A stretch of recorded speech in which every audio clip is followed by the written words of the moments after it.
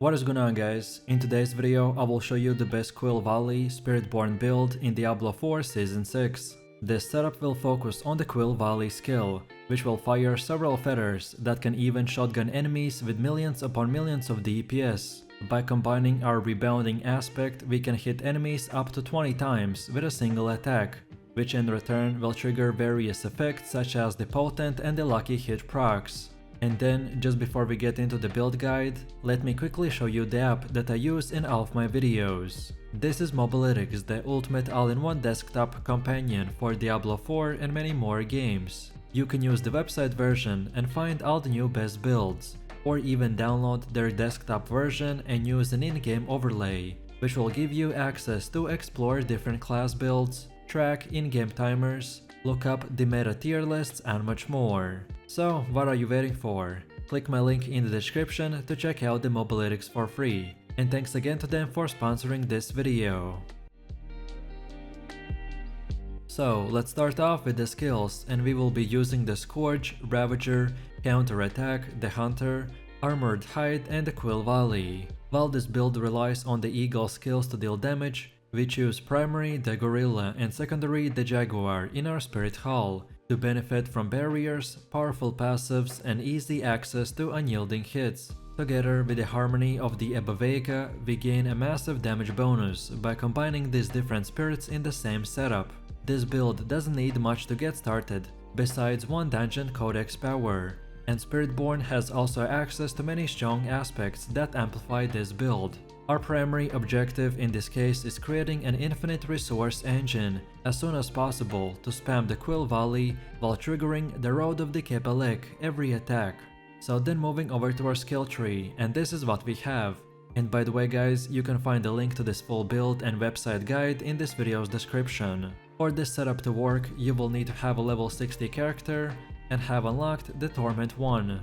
So then in the first section we spend just 4 points, so we put 3 into the Rock Splitter, while 1 more into the Enchanted node. Then we move over to the next section and spend few points into these 2 nodes, and then fully upgrade our Quill Volley. And then finally we get these 2 more Enchanted nodes. As you can tell, the Quill Volley is our main ability. We either way spray into packs or destroy elites and bosses from a close range. In the late game, we use this ability non-stop while pressing our other cooldowns from time to time. Then we move over to the third section and spend a bunch of points in the Unrestrained Power, Mirage, Focal Point and Apex. And then spend 1 more point to unlock the Ravager. Ravager adds a chip damage against targets we hit, but more importantly, it allows us to dash into packs while using our main DPS skill. Then the next part is where we spend most of our points to get the most importantly the Armored Hide, Counterattack and Scourge. Then for all of them, get 2 Enchanted nodes and then also upgrade the Auspicious and Perseverance to rank 3. Armored Hide is our defensive tool and main source of resolve. The Counterattack grants us an extra dodge and crit damage and can be used actively to negate nearly all incoming damage. And finally the Scourge will give us a lot of extra damage, but more importantly it will negate the life drain of just thick steel armor chest. Then after that we go into one of the last sections to get the rank 3 in Resilient, Brilliance, Potent and Furnace. Then in the next section we unlock the Hunter and fully upgrade it. Also we want to get rank 3 for Resolution, Spiritual Atonement and Supremacy. The Hunter is our ultimate ability. It does a moderate amount of damage on its own, but it's mainly used for mobility and our offensive buffs. And finally for our key passive we select the Prodigy's Tempo. Later in our rotation we will want to keep our Ravager and Armored Hide skills as much as possible, and then they will get reset by our Prodigy's Tempo. Then next, let's take a look at our gear. So upon finishing the leveling process and approaching the endgame grind, many of the aspects you use are already available to use from the Codex of Power. There's no reason that you should not put them to immediate use, since they can be imprinted as often as needed as you upgrade your gear. Most of our gear will be yellow with few legendary pieces as well. So for the chest, gloves, boots and weapon, you can use whatever best you got at this moment. But then for legendary farming pieces, we want the runic skull cap of the Endurance, then the runic mail of Interdiction, then rebounding runic gloves, then runic leggings of the Forest Power, then duelist runic cleats, then the smash quarterstaff of the Unyielding Hits, then the Occultist Eye of Plane's Power, then the Salvage Hoop of the Redirected Force, and also the Salvage Hoop of the Accursed Touch. This early setup will give us a functional build to begin farming with. With this setup you can farm the legendary aspects you need for the next progression point, which is our fully completed endgame build. So then when you have a bit of grinding complete and you get access to at least few ancestral aspects, then we can start focusing on our final endgame setup by using the harmony of the Ebavaka helmet with the damage reduction, then for the chest armor, the Yacid shell with the maximum life, then for gloves, the rebounding aspect with the attack speed, then for the pants, the aspect of the apprehension with armor, then the Rakanat's Wake boots with the resistance to all elements. Then for weapon we use the rod of the Kelepeki with maximum resource. Then for amulet we get the aspect of unyielding hits with the total armor. Then for the first ring we get the aspect of redirected force with maximum life. And finally for the second ring get the ring of Midnight Sun with the cooldown reduction. Then also as far as runes go, you can have up to 2 rune boards in your setup, each consisting of 1 ritual and 1 evacuation rune. I recommend to socket them in 2-handed weapons if your build calls for them. Otherwise, place them in your armor pieces to replace normal gems. The first best combo is the Pak and Q. We will constantly spend all of our resources by triggering the Earthen Bulwark for extra defense and synergy with the Vicious Shield, so this will be a great addition. Or then the second combo is with the Zol and Cry, as Quill Volley relies on shotgunning enemies from close range, so thanks to the Vortex we make sure that the monsters don't run away after using the Scourge. And then finally we have the gems, and for weapons and armor we get the Emerald Gem, while for all of our rings and amulets we equip the skulls for the armor increase.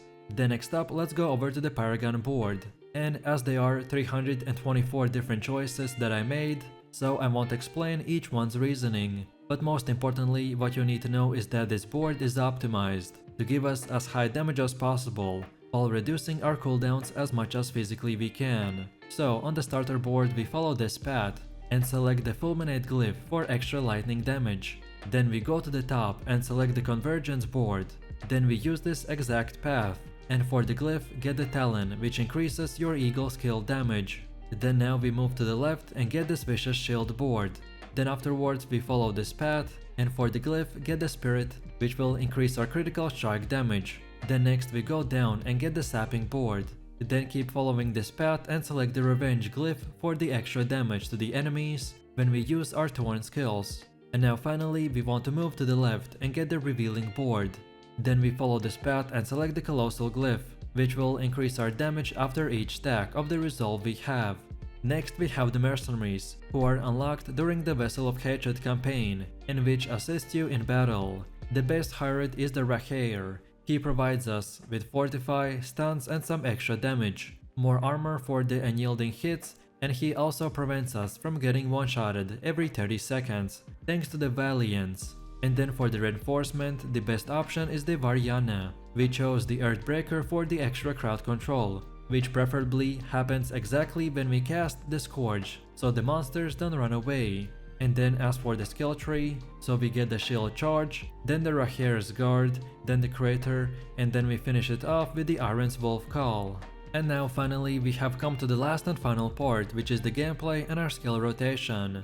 And as this build is extremely easy and simple to use, so this time I don't even have a particular rotation, rather I will just explain what you want to keep on doing with all of your skills. So first off, we want to spam the Quill Volley at all times to deal as much damage as possible. For tanky elites and bosses, we will want to get into melee range for the shotgunning effect, but to be honest, all you need to do is spam this skill and see these huge DPS numbers. Then next we want to upkeep the Ravager and the Armored Hide as much as possible, which will also get reset by the Prodigy's tempo. Then next we want to activate the Scourge for extra damage when nuking elites and packs. You can use it every time it comes off cooldown for specific mobs with more HP. Then next up we also want to use the counter attack to dodge all incoming hits, but be aware that this doesn't work against ground effects. And then finally we activate the Hunter as often as possible for various buffs like the Supremacy and Resolution, or to move to the next pack, and that's about it. So if you enjoyed this video, click like, subscribe and comment. If you are interested in more content, then check out my channel and I will see you in the next one. So take it easy, peace.